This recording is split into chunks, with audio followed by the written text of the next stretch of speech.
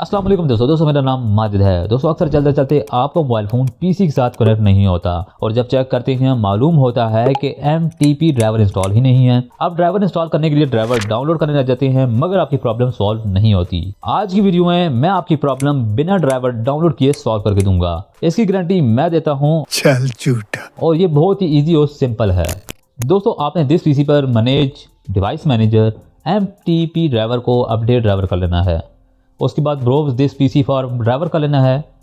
साथ में आपने सेलेक्ट कर लेना है let me pick from the list. उसके बाद आपने मोबाइल डिवाइसेस को सर्च करके सेलेक्ट कर लेना है। नेक्स्ट जब करेंगे तो आपके पास MTP ड्राइवर आ जाएगा। आप उनमें से सिलेक्ट करके इंस्टॉल कर लीजिए। अब आपका ड्राइवर बिना ड्राइवर डाउनलोड किए इंस्टॉल हो जाएगा। दोस्तों अगर आपकी प्रॉब्लम सॉल्व हो गई हो तो इस वीडियो को लाइक कीजिएगा। मैं आपसे मिलता हूँ किसी और वीडियो में। अपना बहुत सारा ख्याल रखिएगा। खुदा हाफिज़।